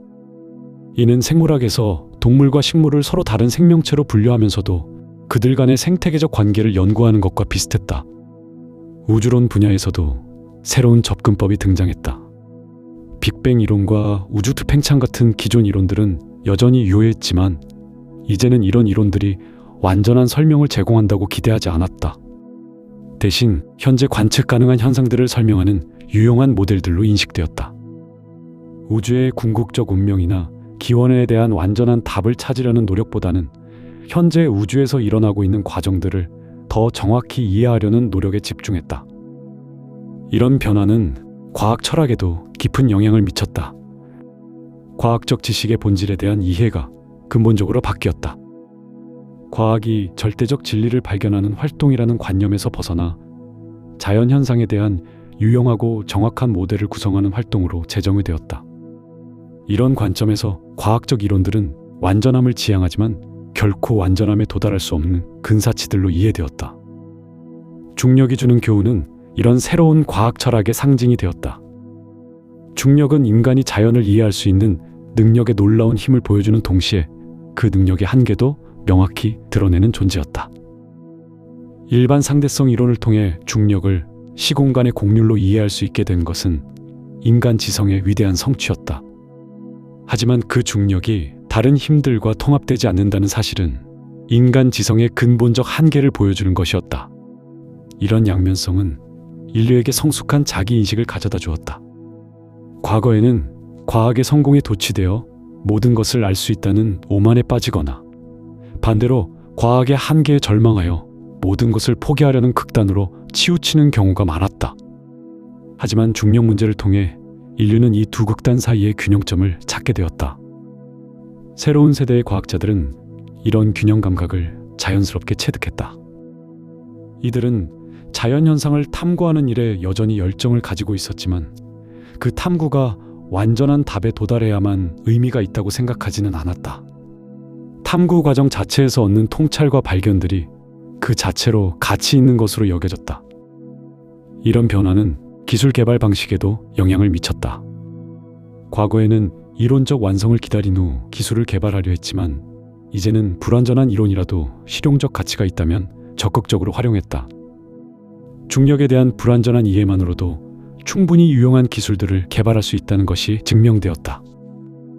우주 개발 분야에서는 이런 접근법이 특히 유효했다. 완전한 중력 제어 기술을 기다리지 않고도 현재 수준의 기술로 가능한 우주 탐사와 개발에 집중했다. 이는 더 현실적이고 지속 가능한 발전을 가능하게 했다. 완벽한 기술의 약속에 의존하지 않고도 꾸준한 진보를 이룰 수 있다는 것이 입증되었다. 에너지 기술 분야에서도 비슷한 변화가 일어났다. 중력을 완전히 제어하는 무한 에너지원을 기다리지 않고 현재 이해할 수 있는 물리 법칙들을 최대한 활용하는 방향으로 발전했다. 이런 접근법은 더 안정적이고 예측 가능한 기술 발전을 가져다 주었다. 교육 시스템도 이런 철학적 변화에 맞춰 개편되었다. 학생들에게는 지식을 습득하는 능력뿐만 아니라 무지를 인정하고 불확실성과 함께 생활하는 능력도 가르쳤다. 완전한 답을 모르는 상황에서도 합리적 판단을 내리고 유의미한 행동을 취할 수 있는 능력이 중요한 교육 목표가 되었다. 이런 교육을 받은 새로운 세대들은 이전 세대와는 다른 특성을 보였다. 이들은 확실성에 대한 강박이 적었고 애매함과 불완전함을 더 쉽게 받아들였다. 하지만 이것이 무관심이나 체념을 의미하지는 않았다. 오히려 제한된 정보와 불완전한 이해 속에서도 최선을 다하려는 의지가 강했다. 문학과 예술에서도 이런 세대적 변화가 반영되었다. 모든 것이 해결되고 설명되는 완벽한 서사 대신 미해결 상태로 남겨지는 요소들이 있는 작품들이 주목받았다. 이런 작품들은 독자와 관객에게 스스로 생각하고 해석할 여지를 남겨주었다. 마치 중력이 과학자들에게 영원한 탐구의 과제를 남겨주는 것처럼 종교와 철학 영역에서도 흥미로운 변화가 관찰되었다. 과학의 한계가 명확해지면서 종교적 사고나 철학적 사유가 다시 주목받을 것이라는 예상과는 달리 실제로는 더 합리적이고 경험적인 접근법이 강화되었다. 과학이 모든 것을 설명할 수 없다는 사실이 비과학적 설명을 정당화하는 근거로 사용되지는 않았다. 대신 과학적 방법론의 가치를 인정하면서도 그 적용 범위의 한계를 받아들이는 성숙한 태도가 자리 잡았다. 이런 변화 과정에서 중력은 특별한 의미를 가지게 되었다. 중력은 더 이상 해결해야 할 문제가 아니라 인류와 우주 사이의 관계를 상징하는 존재가 되었다. 완전한 이해의 불가능성과 부분적 이해의 가치를 동시에 보여주는 살아있는 교과서였다. 새로운 물리학 교과서들에서 중력은 특별한 위치를 차지했다. 뉴턴의 만유인력의 법칙부터 아인슈타인의 일반 상대성 이론까지 중력에 대한 인간의 이해가 어떻게 발전해 왔는지 상세히 설명되었다. 하지만 이와 함께 중력이 왜 다른 힘들과 통합되지 않는지, 그리고 이것이 우주의 근본적 성질일 수 있다는 점도 균등한 한 비중으로 다뤄졌다. 학생들은 이런 교육을 통해 과학적 탐구의 진정한 의미를 이해하게 되었다. 탐구의 목적이 완전한 답을 찾는 것이 아니라 더 나은 질문을 만들어가는 것임을 깨달았다. 중력에 대한 연구가 완전한 통일 이론에 도달하지 못했다고 해서 실패가 아니라 우주의 복잡성과 신비로움을 더 깊이 이해하게 해준 성공이었다. 이런 관점의 변화는 과학 연구의 방향성에도 영향을 미쳤다. 과거에는 대통일 이론이나 모든 것의 이론 같은 거대한 목표를 향해 모든 노력이 집중되었지만 이제는 더 다양하고 분산된 연구가 이루어졌다. 각 영역에서의 깊이 있는 탐구가 전체적인 이해보다 우선시되었다. 중력 연구소들도 이런 변화에 맞춰 새로운 연구 프로그램을 시작했다. 중력과 다른 힘들의 통합이라는 원래 목표 대신 중력 자체의 특성을 더 세밀하게 연구하는 프로젝트들이 줄을 이뤘다. 중력파의 미세한 특성, 블랙홀 내부의 시공간 구조, 양자역학적 규모에서의 중력 효과 같은 구체적인 주제들이 새로운 관심을 받았다. 이런 연구들은 예상 외의 성과들을 가져다 주었다. 중력을 통합하려는 압박에서 벗어나자 중력 자체의 독특한 성질들이 더 명확하게 드러났다.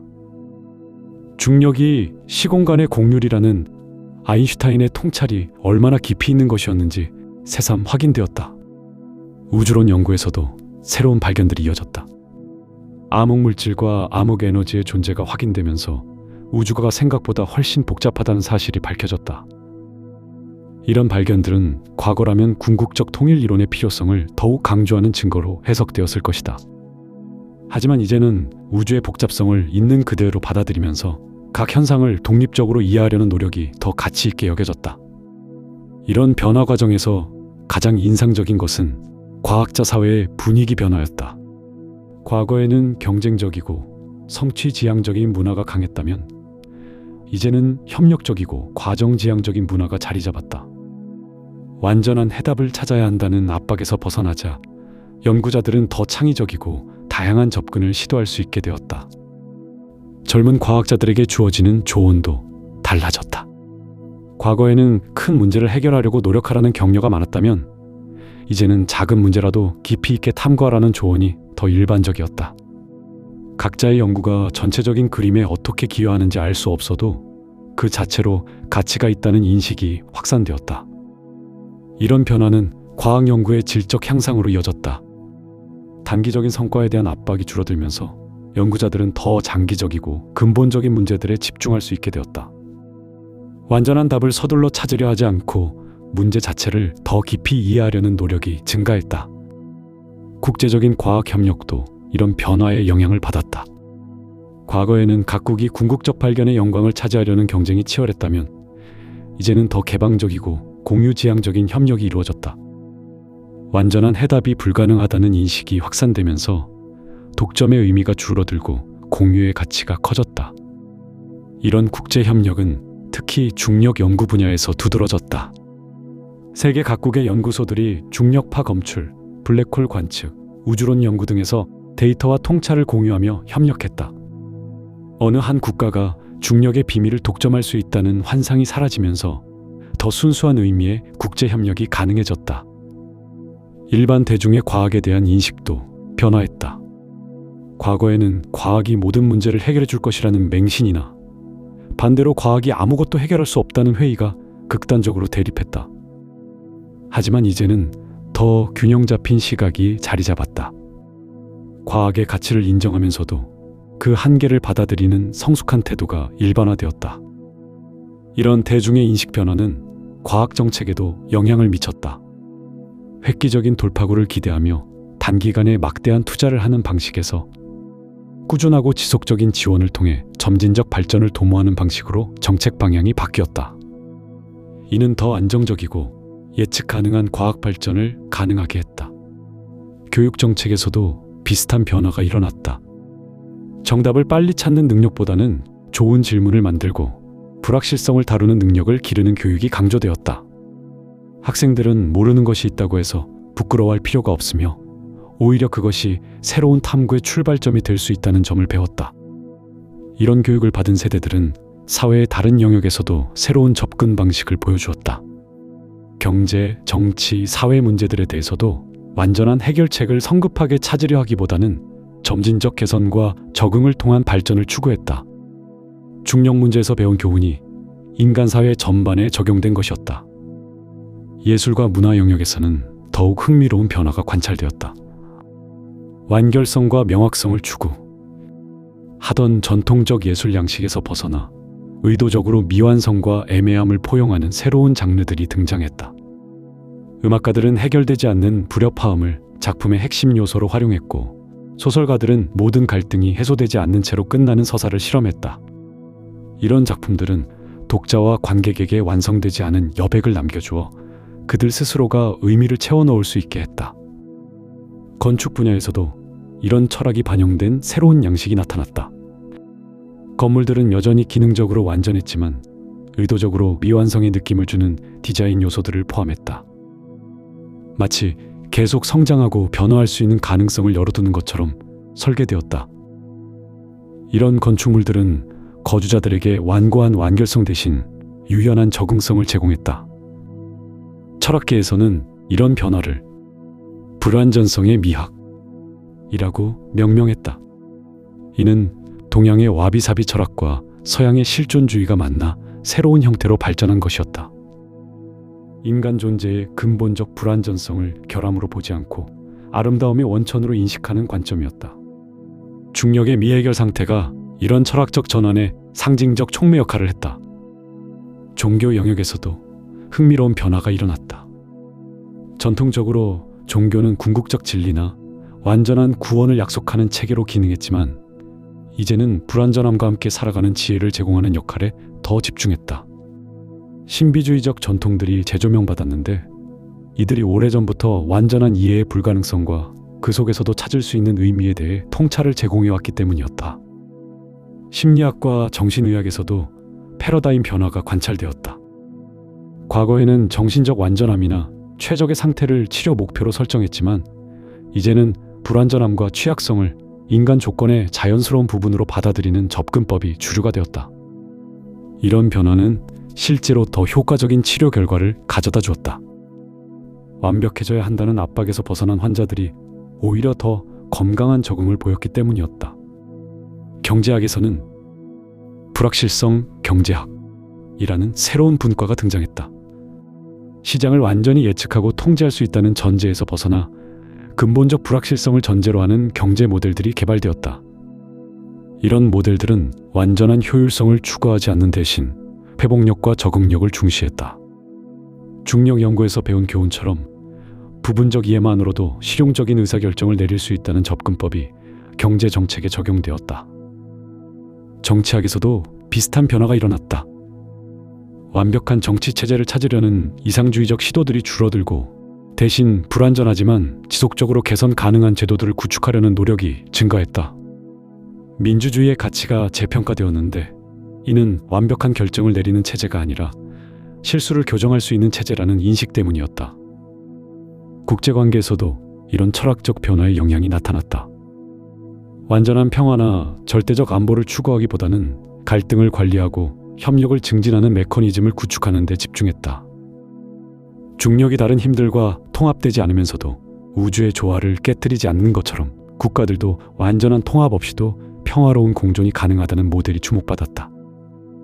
이런 사회 전반의 변화는 개인의 삶의 방식에도 깊은 영향을 미쳤다. 완벽한 인생 계획을 세우고 그것을 반드시 달성해야 한다는 압박이 줄어들었다. 대신 변화하는 상황에 적응하면서 지속적으로 학습하고 성장하는 삶의 태도가 가치 있게 여겨졌다. 중력처럼 영원히 신비로운 채로 남아있는 것들이 인생에도 있다는 사실을 자연스럽게 받아들이게 되었다. 교육 방법론에서도 근본적인 변화가 일어났다. 모든 과목에서 정답을 찾는 능력보다는 좋은 질문을 만들고 불확실성을 탐구하는 능력이 강조되었다. 학생들은 모르는 것이 있어도 당황하지 않고 오히려 그것을 새로운 학습의 기회로 인식하는 법을 배웠다. 중력 연구의 역사가 모든 교과 과정의 중요한 사례 연구가 되었는데, 이는 인간 지식의 발전 과정과 한계를 동시에 보여주는 완벽한 예시였기 때문이었다. 가족과 인간관계에서도 새로운 접근법이 나타났다. 완벽한 관계를 추구하기보다는 서로의 불완전함을 받아들이면서도 지속적으로 소통하고 성장하는 관계가 이상적인 것으로 여겨졌다. 중력이 다른 힘들과 완전히 통합되지 않으면서도 우주의 필수적 부분인 것처럼 개인들도 완전히 이해되지 않는 면이 있어도 소중한 관계를 유지할 수 있다는 인식이 확산되었다. 직업과 경력에 대한 관점도 변화했다. 완벽한 커리어 계획을 세우고 그것을 반드시 달성해야 한다는 부담에서 벗어나 변화하는 환경에 적응하면서 지속적으로 학습하고 기여하는 것이 더 중요하게 여겨졌다.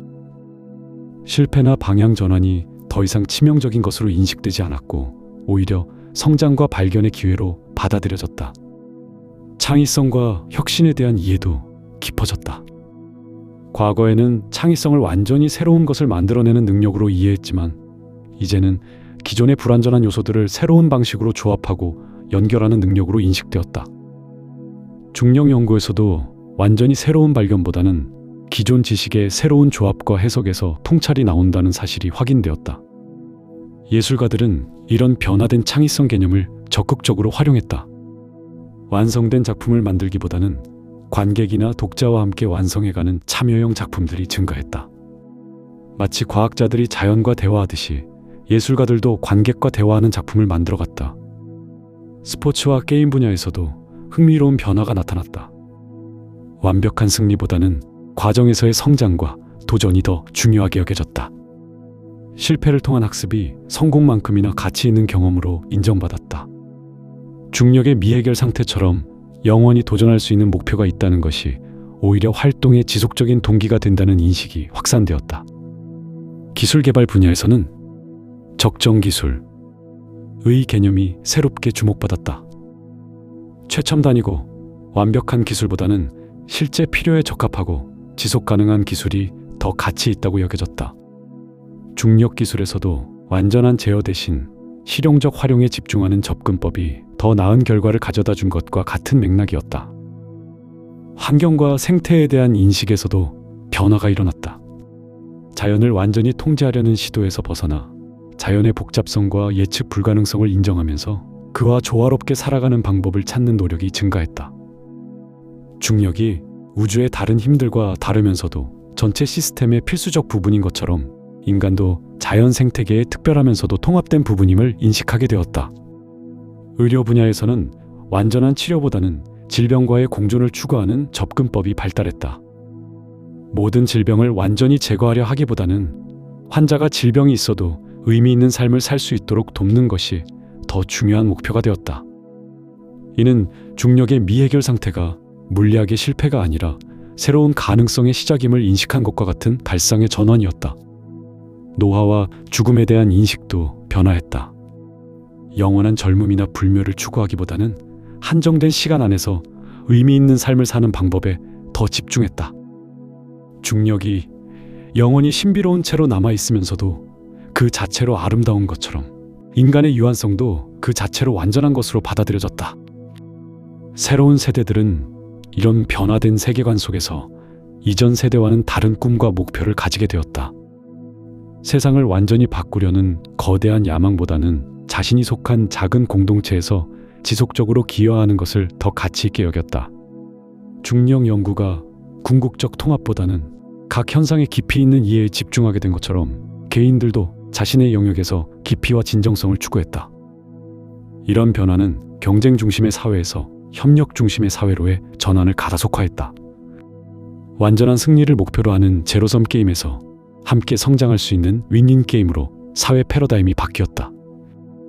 중력이 다른 힘들과 경쟁하지 않으면서도 우주의 조화에 기여하는 것처럼 개인들도 서로 경쟁하지 않으면서도 전체 사회의 발전에 기여할 수 있다는 모델이 현실화되었다. 이 모든 변화의 중심에는 중력이 주는 근본적인 교훈이 있었다. 우주는 인간의 완전한 이해를 허용하지 않지만 그렇다고 해서 이해 자체가 무의미한 것은 아니라는 깨달음이었다. 부분적이고 불완전한 이해라도 충분히 가치가 있으며 그런 이해를 바탕으로 의미 있는 삶을 살 수 있다는 확신이 사회 전체에 스며들었다. 중력은 이제 단순한 물리 현상이 아니라 인간 조건에 대한 은유가 되었다. 영원히 신비로우면서도 일상적으로 경험할 수 있는 존재. 완전히 이해할 수는 없지만 충분히 활용할 수 있는 힘, 다른 것들과 통합되지 않으면서도 전체의 조화를 만들어내는 요소. 이 모든 특성들이 인간이 우주 안에서 살아가는 방식에 대한 깊은 통찰을 제공했다. 그렇게 인류는 중력이라는 영원한 수수께끼와 함께 새로운 형태의 문명을 만들어갔다. 완전함을 포기함으로써 오히려 더 완전해진 모순적이지만 아름다운 세상이었다. 중력처럼 영원히 미완성인 채로 남아있으면서도 그 자체로 완벽한 우주의 일부가 된 인간 문명이었다.